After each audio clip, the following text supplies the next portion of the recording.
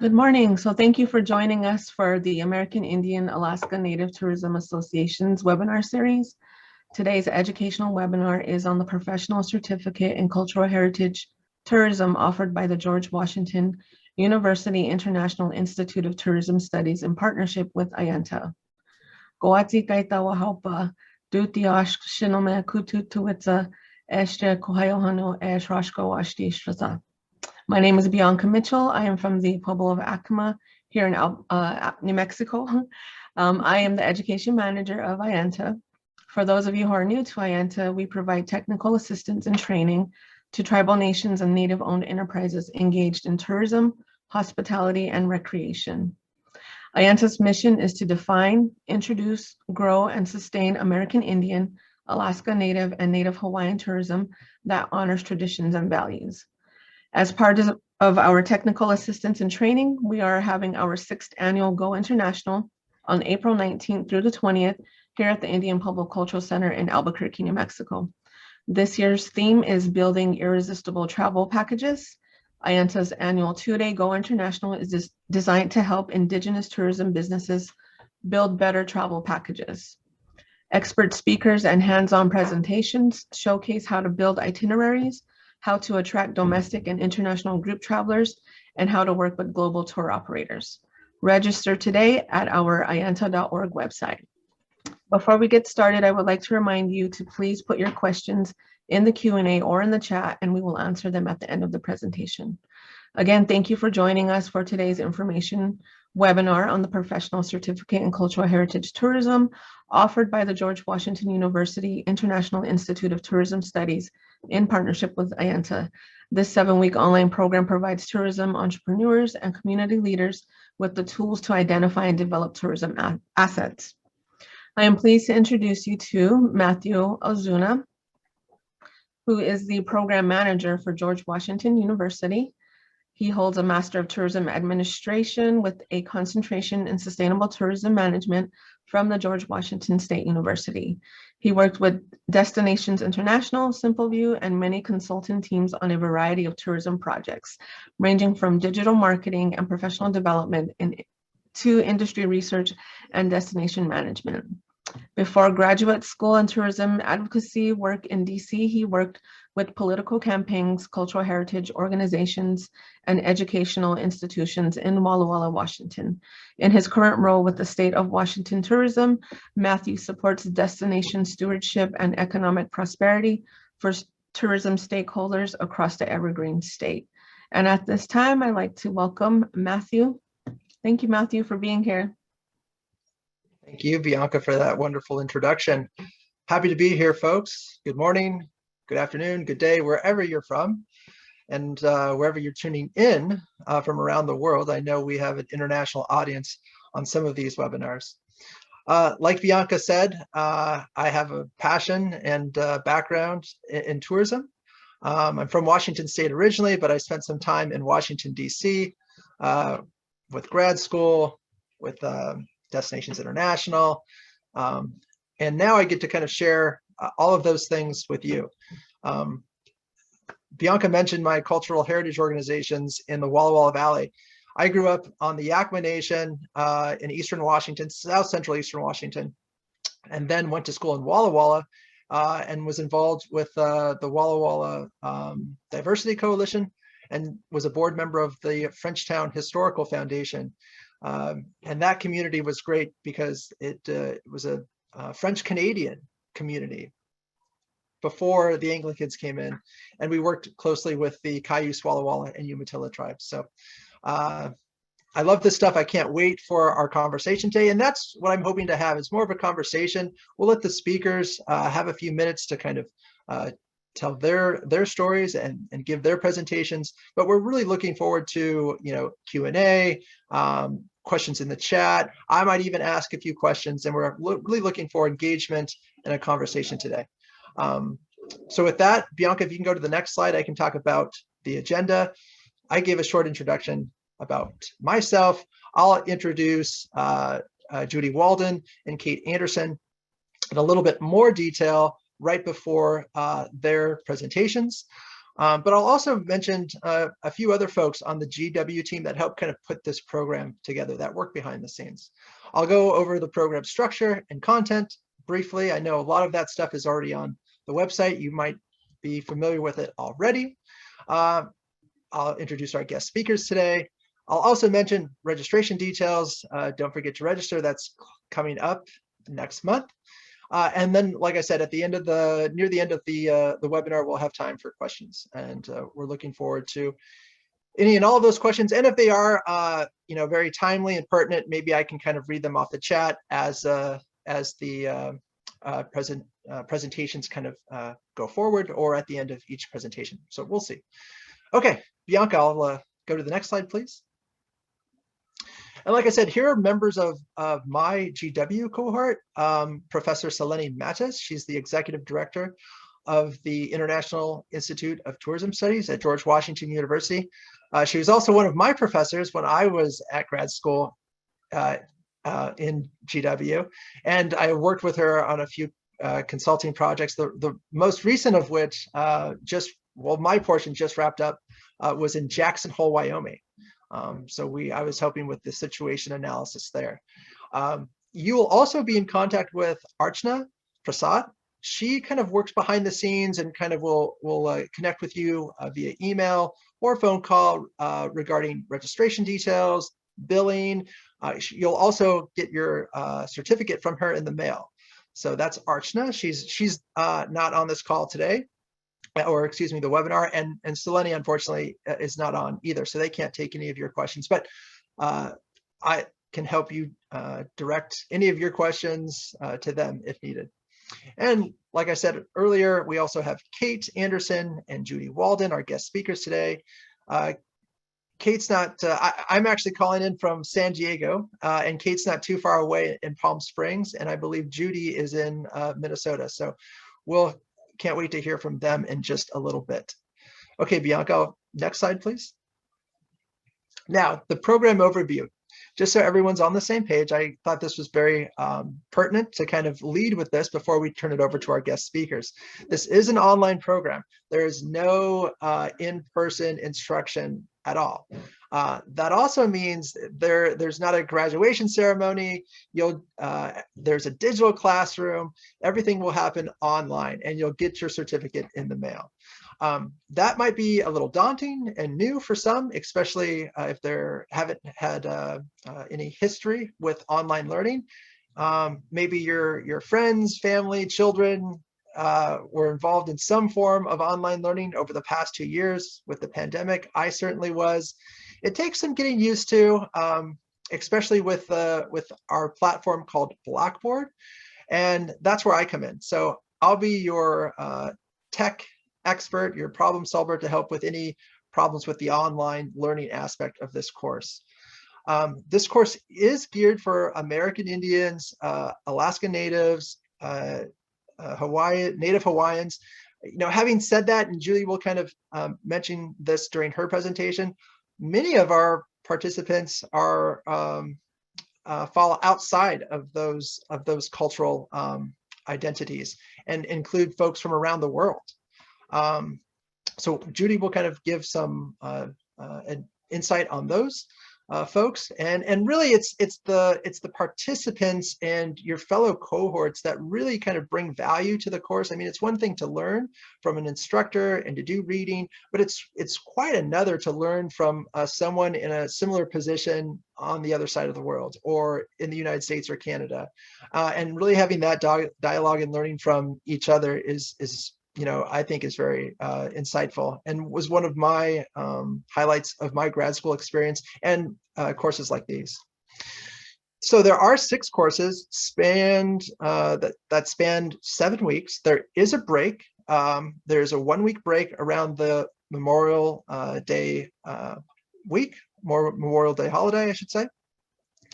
And we're thinking about you should devote 6 hours per week to each course. Now, it's totally flexible. You have an entire week. The courses open on Monday. They close on Sunday night at midnight. So, we totally understand people's work schedule, personal schedule, any and all things related to those things, you can figure it out. Again, if you have any questions in terms of time commitment, online learning, I'm here. I'm happy to answer those via email, or we can jump on a quick call. Okay, and the certificate is a professional certificate from George Washington University. It's has no credit. It's for non-degree seeking students. So it is just that, online, 6 courses, non-degree seeking, no credit, and pass fail. Okay, Bianca, next slide, please. Here's just a breakdown of the schedule. So week 1 starts on May 1st, or excuse me, May 2nd, and the last week ends on June 19th. You'll see the break between May 30th and June 5th. Use that time to disconnect from this program to kind of focus on work, on personal life, or use that time to kind of catch up on any things that you might have missed with the certificate program. Like I said earlier, everything is going to be available via Blackboard, kind of our online classroom. Courses open on Monday and they close on Sunday night at midnight. Okay, Bianca, next slide. And here's just a further breakdown of kind of course components that you should expect to have throughout every week. There will be a main lecture. For instance, Judy is an instructor. She'll have that usually live on Monday night. Last year it was 8 o'clock East Coast time. I'm always, I'd like to kind of see how many students there are in the program, where they're from, and if a majority could actually watch the live webinar and engage, then we might change the time. Otherwise, we'll kind of keep everything in the Eastern time zone, 8 o'clock, Monday nights for the main lecture, and then Wednesday, 2 p.m. Eastern for the guest lecture. But I should also mention readings. Those also will be available every Monday and will approximately take you about an hour and a half. The guest lecture is fascinating. I mean, if you can turn in for that and watch that live, and again, have any questions, engage, that would be great. I'd highly recommend it. If not, like I said, all of these things are recorded. You can kind of watch them on your own time. Everything is very flexible. There is a discussion board associated with the guest lecture. So be very, it's very important that you kind of watch the guest lecture, see what the discussion question is from the instructor of that week, and respond accordingly. And then you'll have an assignment every week that should take you roughly about 1 hour and a half. Again, that that varies depending on people's expertise, and course evaluation. Now, this will happen at the end of every week, not at the end of the course. We're looking for feedback and reviews of the instructor, the content, in order to kind of better each component of the program. Not the entire program, of course. We'll kind of tweak that as well, but we're looking more specifically at the courses and the instructors and the content per week. Okay, next slide, Bianca. Grading. So we get a few questions on this subject.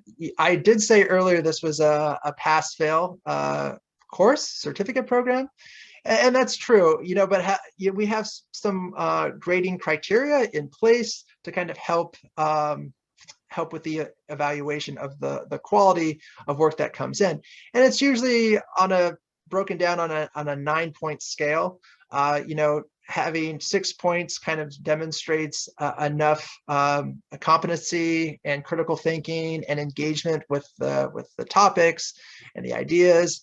The same goes for the discussion questions, which are graded, and that is based on a sliding scale of 1 to 3, with like a minimum of 2 of kind of getting that pass. Grades are posted 2 weeks after the course closes. That's important to understand. So you're not going to get your grades right away. And then all the grades, like I said, along with everything else, readings, recordings, Blackboard. Okay, Bianca, next slide. And this, I just wanted to kind of highlight a few of the instructors and guest speakers that were in the past and in 2021. I mean, I don't have too much time. I can kind of go into depth about the wealth and knowledge of experience that these folks have. But I mean, Judy's today is our first guest speaker, or excuse me, she's our second guest speaker, but she's our first instructor in course in week 1 with cultural heritage tourism. I mentioned Selene Mattis earlier from GW. She is in charge of week number 2. We also have Dr. Kristen Lamoureux. She's also has a connection to George Washington University and now is at Virginia Tech. And she has, years of experience working with on tourism projects at all levels, and including working with many Native American tribes. And I think she's still is a special advisor or senior advisor to AIANTA. And I've worked with Kristen. She's just an amazing educator as well as a tourism expert. Matthew Humke, he's the last time I was speaking to him, he was in the field in Bangladesh. He is a tourism consultant and tour operator. He is kind of his home is in Guatemala. He has a wealth of experience working with indigenous communities across North and Central America, as well as other parts of the world. Talia Salem, she's also has a connection to George Washington University. She's been an instructor with this program for a few years now. And I think this is in year 5. So this is still fairly new program. So we're always kind of, again, looking for reviews and evaluations to kind of make this better. And then Diane Wallace, she kind of is an instructor, a professor, but also a tour operator as well. And they all bring fascinating guest speakers. I don't want to spend too much time on the list of these guest speakers that were from 2021. They might change, but I mean, I think, the headliner is Dorothy Firecloud, who works for the National Park Service. You also have a mix of folks from other parts of the world, including Canada, the Indigenous Tourism Association of Canada, and also kind of a travel expert and trainer from the Native Hawaiian Hospitality Association. So there's a wealth of information, knowledge, and experience from not only instructors, but their guest speakers as well. So with that, I think I might introduce the first speaker, but Bianca, do I have another slide? Okay, our first speaker today, perfect. Okay, Kate, welcome, Kate. Kate Anderson. Like I said, it's very close by in Palm Springs. She is the director of public relations for the Agua Caliente Band of Cahuilla Indians. She is an enrolled tribal member of the Potawatomi Nation, citizens of Potawatomi Nation, a federal recognized tribe with a reservation in Shawnee, Oklahoma. She has 3 decades of experience in journalism, photography, public relations, and marketing and film. As Director of Public Relations, Ms. Anderson leads a team responsible for developing communication, educational, and outreach programs to help advance community knowledge and understanding of the Agua Caliente Band of Cahuilla Indians and its efforts. Her work includes public relations, marketing, promotions, publications, social media, media outreach, and special events, among many other things. Her work includes developing cultural tourism plan for the tribe and works with partners across the Valley and Southern California region to put Palm Springs on the map for its cultural heritage tourism. So with all of that, I think I've had too much to say. Kate, I'm going to turn it over to you. But like we talked about earlier, and I think I'm interested in it, and I think many of the folks on this webinar are as well, kind of some general guiding questions for you. Why did you pursue the professional certificate in cultural heritage tourism? What did you learn from the program? Maybe more specifically, what did you find the most insightful or challenging? And then 3, how do you apply the concepts and real world examples from the program to your daily work? So those are the 3 questions that I'll leave hang out there. Answer them in whichever order you feel most comfortable. I know you have a few slides for your presentation, so that might help answer the questions as well. Kate, over to you. Excellent. Welcome, everybody. I hope that you're enjoying this information session so far. I'm looking forward to sharing about my experiences in going through the program. And I actually went through the program a few years ago prior to COVID, and we were well on our way at the Agua Caliente Band of Indians in really continuing to establish our footprint as it relates to cultural heritage tourism. You can go ahead and move to the next slide if you'd like. Interestingly enough, we had already been operating a few locations that attract visitors from all over the world. Our beautiful Indian canyons in Palm Springs and Tuckwitz Canyon, these are both ancestral lands to the Agua Caliente people. And as you can imagine, being in the destination of Palm Springs, we already see millions of visitors every year that are coming to Southern California to experience just the beautiful landscape and everything that's here. One thing that they don't know they're here to do is also discover the ancestral lands of the tribe. And so for us, we had been operating both of these locations for quite some time. We had been welcoming visitors from all over the world. At the time, we were probably seeing about 100,000 visitors a year coming through our ancestral lands. And our history is that we operated a bathhouse at our hot mineral spring as early as the late 1800s. And so the Agua Caliente bathhouse was actually Palm Springs' first tourist attraction. And it happened to be an asset of the tribes. And so we have been, quote unquote, in the tourism business for a very long time, but didn't really know what that meant. We didn't really know what was possible. And of course, when we began to look at the narratives and the storytelling that we can add to this experience, it really made a lot of sense for us to begin learning more about cultural heritage tourism as an industry and how do we live in that world. And so even though we were seeing many guests from all over the world and things like that, we just really didn't have a handle on what cultural heritage tourism was. And so first off, when I saw the opportunity to engage with George Washington University, that was a huge win right off the bat because George Washington has an incredible reputation around the world, and to receive a professional certificate from a top-notch institution was, of course, very, very appealing. Once I was engaged in the program, it was incredible to see how many other organizations and tribes across the country were really engaging in the same thing we were, we just didn't know it. And so to hear from the speakers and to learn from the instructors how to put these things together, how to authentically tell our stories and organically allow people to experience the beautiful experiences that we have to offer, it began to all make more sense to us. And so if you look at your tribal organization or you look at your tribal business, and you can find ways to engage with people who want to come and visit you, they want to spend money with you.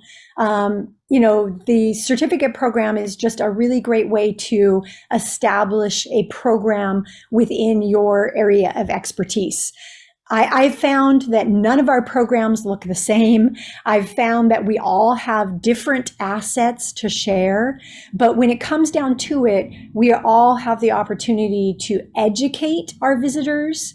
We have the opportunity to share our stories and our narrative, and we have a greater opportunity for cross-cultural understanding. And so what's exciting about that is when they come to Palm Springs and they visit the Indian canyons and they learn about the ancestors who have been here since time immemorial, and then they leave Southern California and they go somewhere else. They go to New Mexico, or they go to Alaska, or they go to Oklahoma, and they have an opportunity to engage in a tribal experience there. They begin to expand their knowledge and understanding. And then we actually are developing ambassadors all over the world who are going to have a better understanding of what Native Americans do, where we've been, what our history is, and that we're still alive and we're thriving today.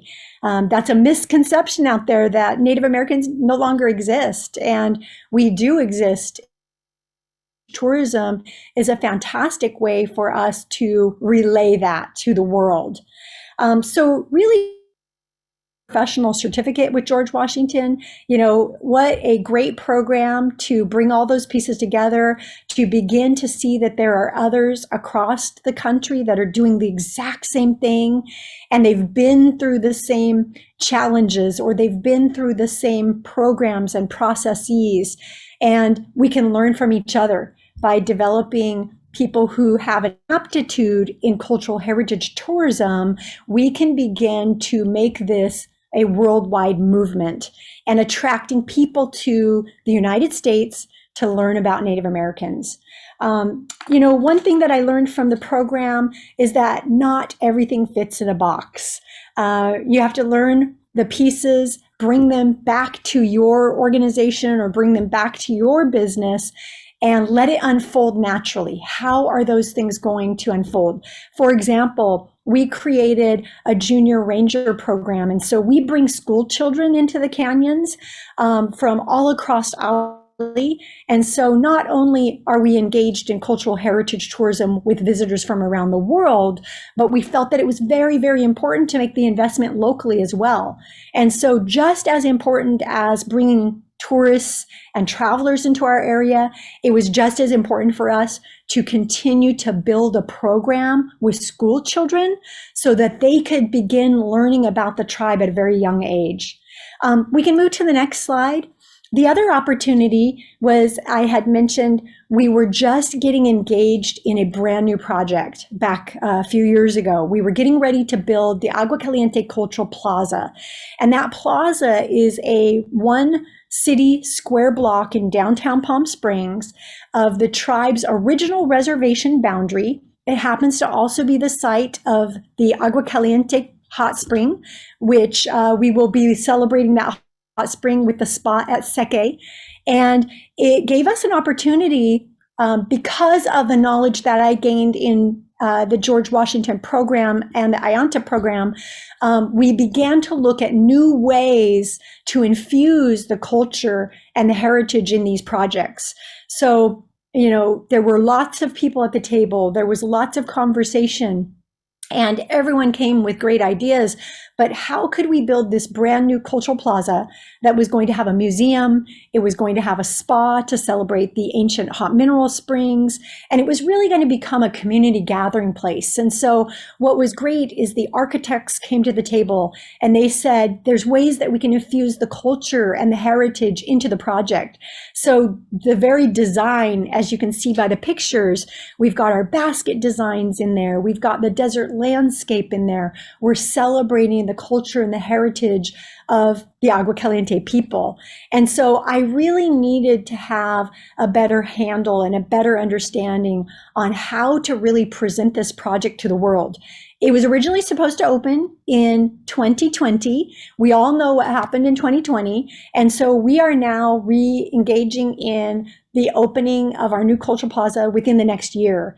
And I continue to take what I learned out of the George Washington program and infuse it in everything that I do. So my public relations, my marketing, my media outreach, everything that we do, we take from that idea that we can attract visitors from around the world to learn about the Native American people of this area.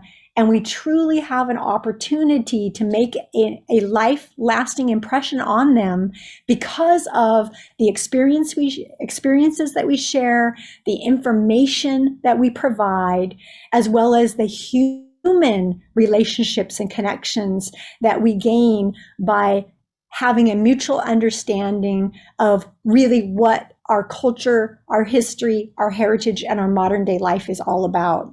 And so I would just welcome you to really take a look at how you think this program can help you, even if it's not something that you're working on today. What does that future look like? What does the 5-year outlook look like? What does the 10-year outlook look like for your tribe, your organization, or your business? And you will begin to put the pieces together through this program that will give you the skills to be ultimately successful. And nonetheless, you make a lot of great connections, you have a lot of fun, and you definitely become inspired to do more with what you're learning throughout this program. So that's probably what I wanted to bring to the table today. But if you have any questions or want to share any information, I would be happy to, answer any questions that anyone may have at this time. Excellent. Thank you, Kate. I love that. Inspiration, motivation, knowledge, and power. I think that's great. I don't see any questions coming through the chat. Let's hold those thoughts for now. We can save them for the Q&A afterwards. And we'll move on to Judy Walden, tourism consultant with George Washington University. And I was interested, I've got to know Judy over the last few weeks, and as with her, she's just as much a tourism consultant and expert as she is an educator. I was happy to kind of learn more about her past experience in higher ed. And I think that's great. I think that's, not only with Judy, but also with Selene and Dr. Lamoureux. These folks are leaders of the industry, but they're also great teachers and educators. So you'll learn a lot from them and their past experience, but in the classroom setting, they're great. So having said that, let me introduce Judy Walden. I have a few notes from her right here. Judy fosters lively public engagement that helps communities achieve a balance between the economic benefits of tourism and the ongoing protection of historical, cultural, and natural civic treasures. She brings a rich collection of community success stories rooted in her broad on-the-ground tourism experience. And I mentioned earlier, she's an educator, so fascinating with that background before tourism.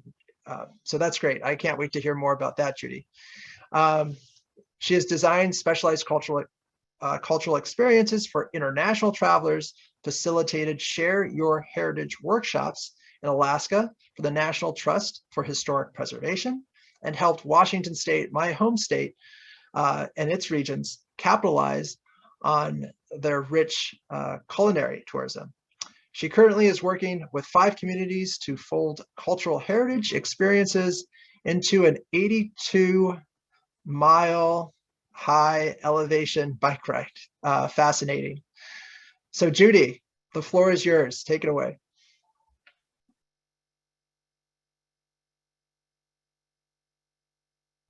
Judy, you're on mute.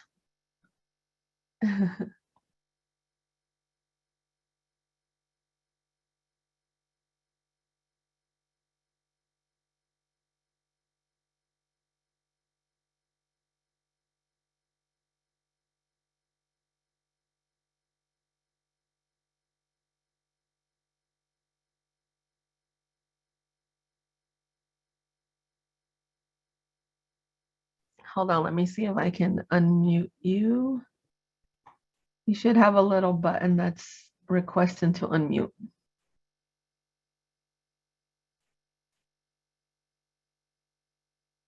You're still on mute, yes. It's not letting me unmute you.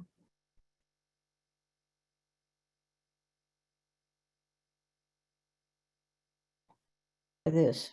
There you go. Got it? Okay. Yes. Sorry. Okay, so Matt, thank you. And Kate, thanks for the setup.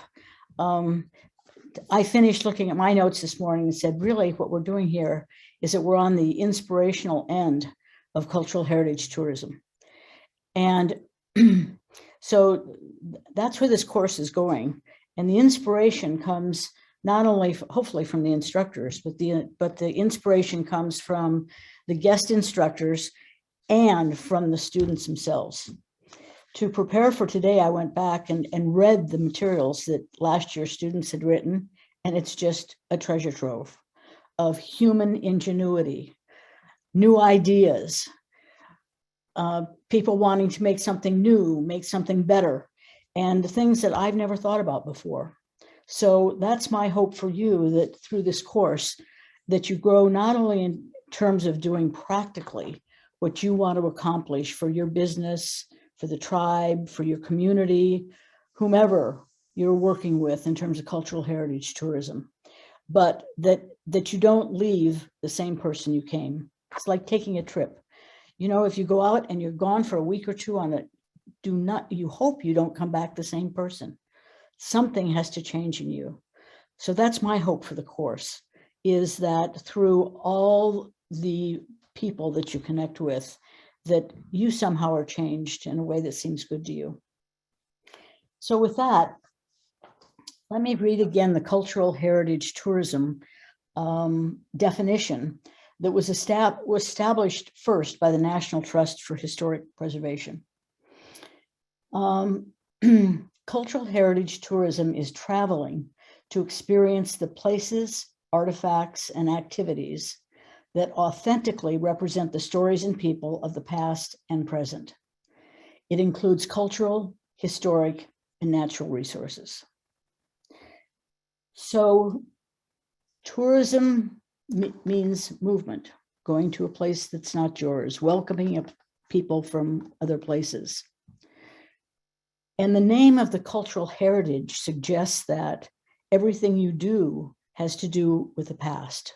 What is your heritage? Is the language being preserved? Do the artifacts reflect what the arts were?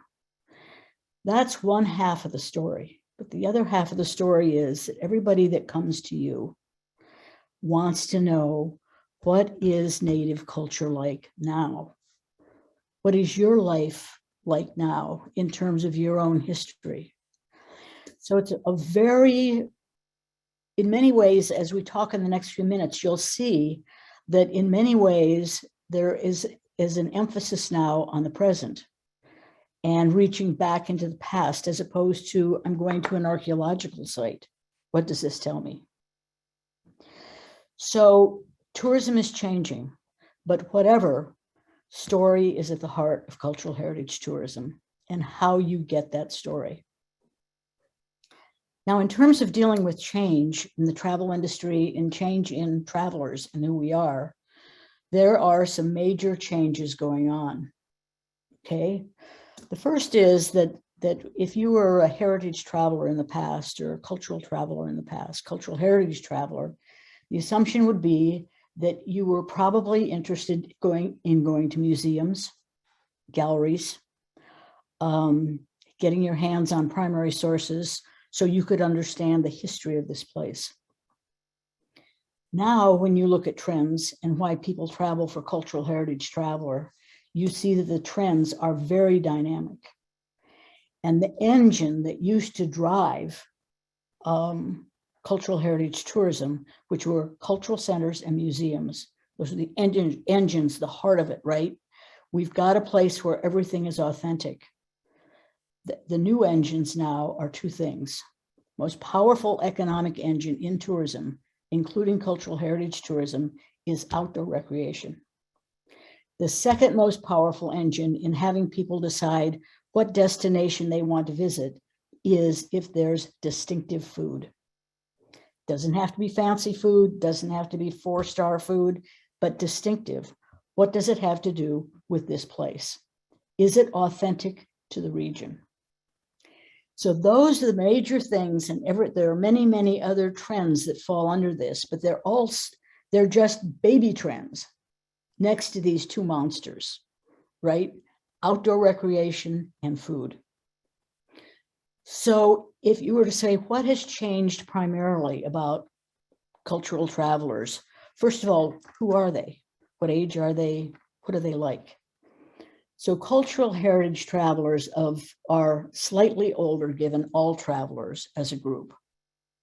They're slightly older. They're seriously more experienced in terms of being travelers. So they've traveled many places, right? They've got travel under their belts. They're slightly better educated than travelers as a whole, and they have more than a slight higher household income. So that's the profile of the cultural heritage traveler. So both rural and urban destinations have been after this cultural heritage traveler for about 20 years because they're people who expect quality and they have enough money to pay for it. So they're looking for quality and authenticity, and they can pay for it. So in fact, as destinations build their cultural heritage travel, or as one individual business does cultural heritage traveler, those are the two things that drive whether or not it will probably be successful. So cultural heritage travelers want to be active and they want to learn something new. So how do you figure out how to connect your place, your story, your business to these travelers? All right. That's really the question that we're hoping to answer for you. How do you make that connection for yourself? Whether it's your own individual business, a whole tribe, or some of you will be in national park settings, or you may be in state, like Matt is, you might be in state tourism. So we've talked about the three ways that this course can help. First of all, you'll get this is a university, right? You'll get a resource list. What are the prime materials you can read to find out about the essentials of cultural heritage traveler? That'll be there. Then the 2 lectures each week. But the real juice is in the other people. So each week you do an assignment, and the assignment is about something that's personal to you in your place. Okay, it has to do, you do a gap analysis. We give you tools to figure out how money is made in tourism. So for people who are saying we're doing cultural heritage tourism, but we're not making enough profit. Okay, we give you tools for that. So the real value then is in the discussion board. So I wanted to make the end of my presentation today to be quotations from people from last year's cohort, to have you see the range of the questions that were asked, the range of people who come. So it's very interesting. You've heard the word, or you've heard the name Dorothy, excuse me, Firecloud before, but what's so interesting, she's definitely our star guest speaker. She's comes to the first week every year, but the first year she was a student. So she came as a student, and at that time she was working as a superintendent of 3 national monuments in New Mexico: Devil's Tower, Montezuma Castle, and Tizigut, and as a member of the Rosebud Sioux tribe of South Dakota. So she's a learner. She came the first year. The second year she came and gave a lecture, right, about, as a tribal member, what she sees in terms of tourism as a superintendent in 3 places, right? And now in year 5 of this, she has been promoted and is the assistant director to the National Park Service, the liaison, advising them about, Native American tourism. So she was like a student in year 1, which is pretty amazing. All right, here's another one. My name is Lillian. I'm from the Canoe Lake Cree First Nation in Saskatchewan, Canada. I am an Indigenous woman from one of 9 bands. I have been hired as a tourism project coordinator. I am very foreign to this industry, and I'm excited to be in this program. So she's brand new, right? 9 bands, everybody's looking to her. So that's one kind of question. The next person, I've gotten to know a little bit because I called her to try to send travelers to her. She is a member of the Navajo Nation, and she writes, "I am an owner and farmer at Coffee Pot Farms in Dilkin, Arizona. We are a 1 acre small farm. We grow greens, tomatoes, peppers, squash, carrots, turnips, lettuce, and cucumbers. We don't currently have an agritourism business, but I've been hearing from people in our communities that visitors were interested in what we're doing and wanted a farm tour. We have a small Navajo hogan on site for possible sleeping arrangements, and this would allow us to also offer 3 meals." So she came to look at the feasibility of her idea. I called her a couple of months ago because it was somebody coming to the region. I was going to refer them to her. And I said, "How are you coming with the idea of taking your current farm operation and turning it into an overnight stay, right? Serving meals?" And she said, "You know, before I went through the class, I thought we could do it. And when I went through the class and came home and talked to my husband and said, we can't do it. We don't have the resources to do what's required in terms, the demands will be beyond what we can match." So she came with the idea, and not everything is feasible, but she used the tools to say, let's stay on with the farming. I find that one very interesting.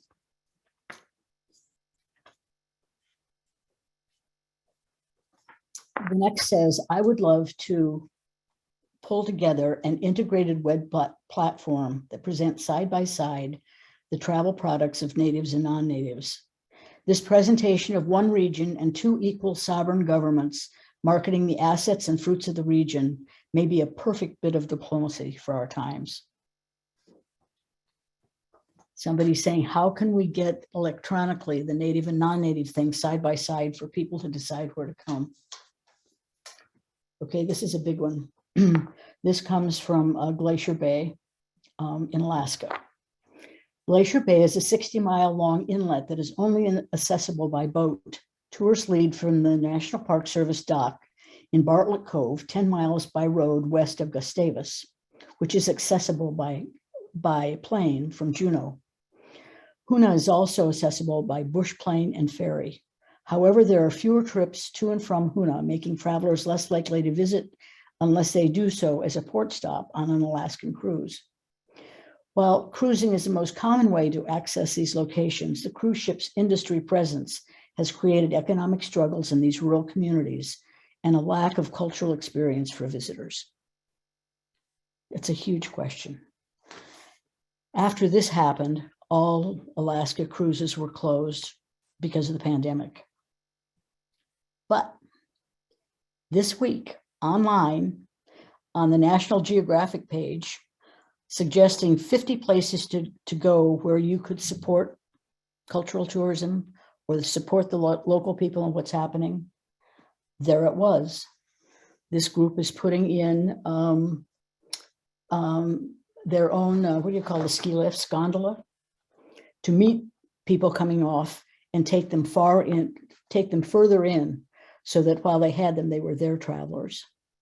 And they've installed the first link of the gondola that'll have many pieces going up the mountain. So I thought, wow, this was written 2 years ago, and this week they're in National Geographic. I mean, problem solvers. How's my time, Matt? Do I need to finish? Yeah, maybe one more, Judy, and we can Okay, kind of this move one's on. kind of, I'll finish with kind of a crazy one. All right, this is about something that goes on in the evening. And you know, for all travel consultants, for everybody planning what to do with travelers, the nighttime is the hardest time. Right, they're on vacation. They don't want to go to their room and watch the same TV shows they watched when they left home. Right? They want a good meal. They want something in the evening that has to do with the location, and then go to bed. So she writes, and lots of people in these classes struggle. What can we do at night? So she writes, what makes my company unique is our mission to give all our visitors a cross-cultural view of Maine's paranormal history from both the Euro-American and indigenous perspectives. So she goes on to say she's the biggest ghost watching paranormal company in the United States, and the weakness is that she's looking for the voice of Native people to tell the Native story. Isn't that great? I mean, wow. Okay, that means I have to tell one more story. Sorry. Sure. I have to tell this because it's a play on this. About 15 years ago, Alaska did an exit interview with all people who had visited during and were boarding, airplanes. Most people fly in, and or they come in on ships. But it's really easy to find people going out. They're not going by a million different ways. They said, "How did you like Alaska? Did you like it enough to come back in 5 years?" And if they did, they said, "Would you be willing to take a one question questionnaire for us for our market research?" Sure. So they said to the men, first of all, "What did you do when you came this time?" They went, "Fish." If you came back in 5 years, what would you do that you didn't get to do this time? Fish, with a native guide. And they said to the women who are coming up, "And what did you do?" And the women went, da, da, da, da, da, da, da. We went shopping, right? We went fishing. Women know all these things. And they said, "Great. So what didn't you get to do that you'll do when you come back sometime in the next 5 years?" And the women said, "What do you think?" "Buy native art." People are looking for that authenticity. That's the deep value in cultural heritage tourism. So with that, I turn it over to you. Thank you, Judy. Yeah, I couldn't agree with you more. And I have a follow-up question for you if we have time. But thank you so much. I think you kind of, touch on the length and depth of just the quality of people, their work, the content of the course, everything that you can learn in the course from one another. I think that was great. Thank you for those examples. Okay, Bianca, I think I'm just going to make a quick plug about registration details and timelines, and then I want to kind of turn this over to questions.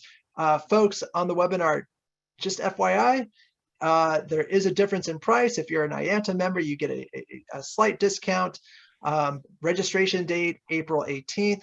And once that deadline hits, about not too long after that, there'll be an orientation to the program, how to use Blackboard, answer any other questions, concerns, comments you might have before the course starts on May 2nd. So you'll be hearing from me again, for sure, if you enroll in the course. And if I can answer your questions, like I said earlier, I can direct them to Seleni or Arshna or any one of our instructors. And the link is right there in this PowerPoint as well. Okay, with that, we have a few minutes for questions. Let me check the chat. Okay, no questions yet. Bianca, are we just looking for people to put their questions in the chat, or are you willing to unmute them and they can kind of voice their questions to the... Yeah, we can do both. I mean, Okay. I can unmute them or allow them to speak as well. Okay, well, folks on the call, the time is yours. Any questions, comments, concerns that you have for Judy, Kate, Bianca, or myself?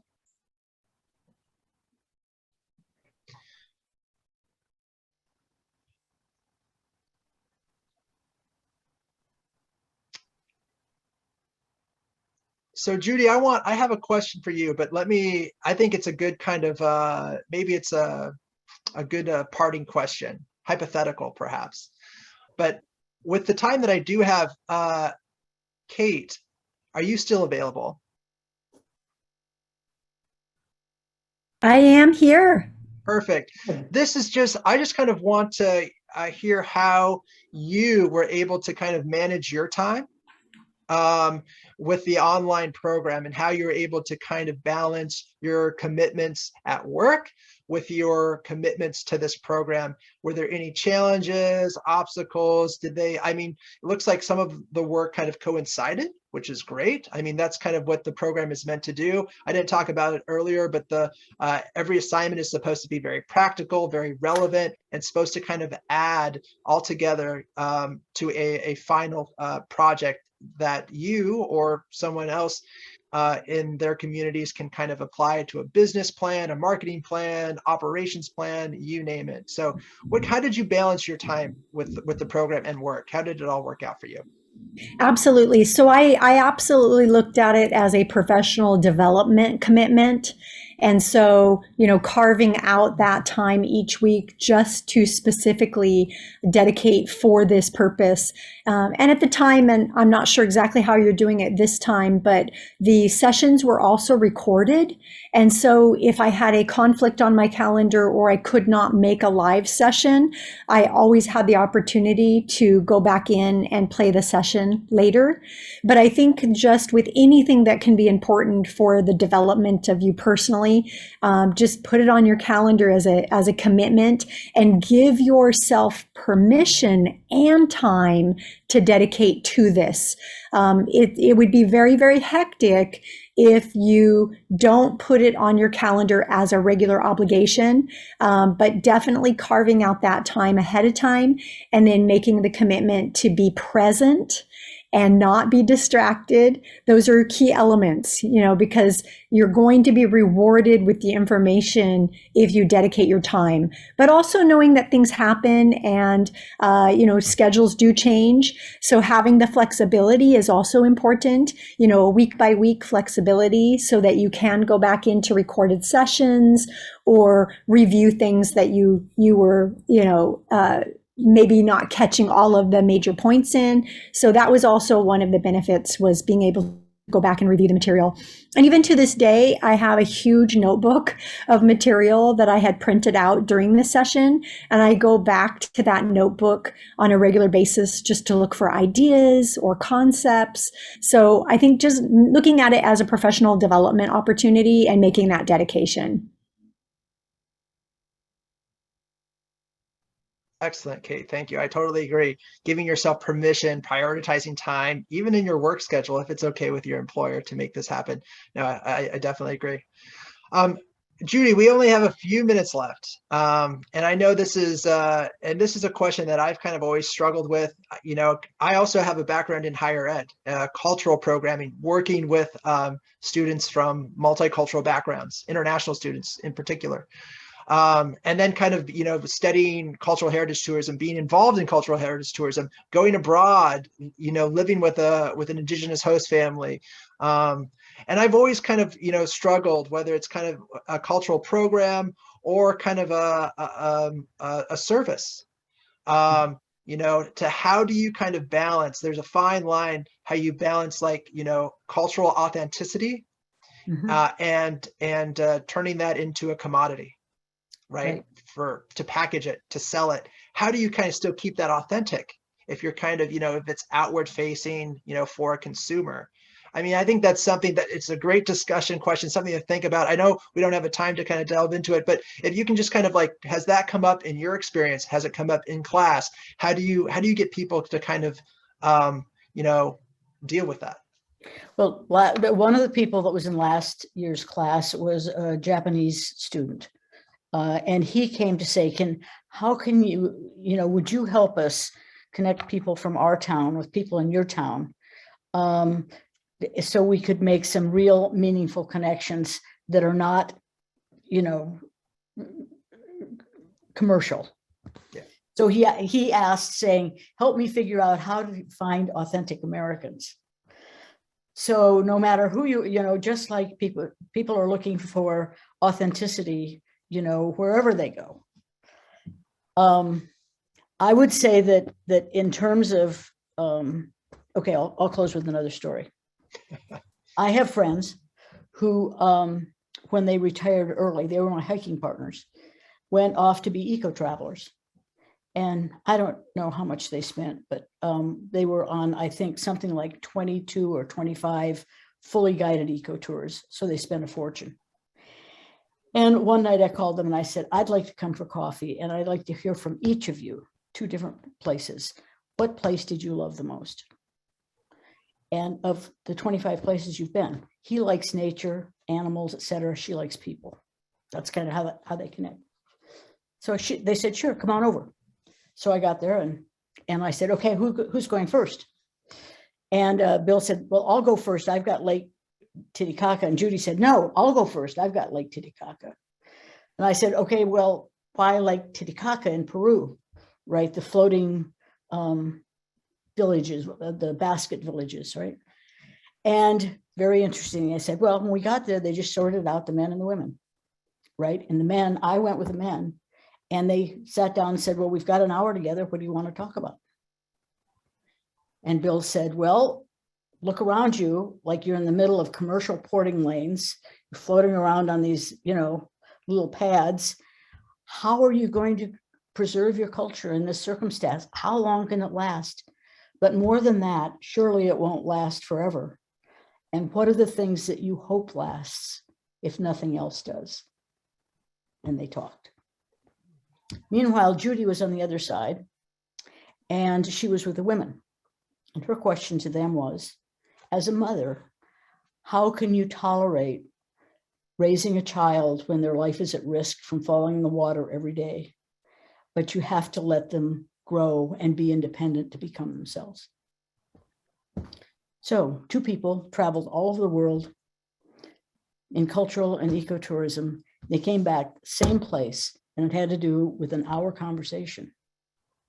That's how important one-to-one is. One-to-one. Interesting. No, I'm sure you have plenty of stories just like that, and you can apply them in your course. Week 1, starting May 2nd, for this Cultural Heritage Tourism Certificate. Thank you, Judy. Thank you, Kate. We're about to wrap up. There's one more question. Oh, one more question. Yeah, in the chat. Once we register for the class, when would we receive the syllabus and curriculum? May 2nd or sooner? Oh, definitely before May 2nd. Yeah, probably, right before the orientation, which is probably, roughly a week before the start of the course.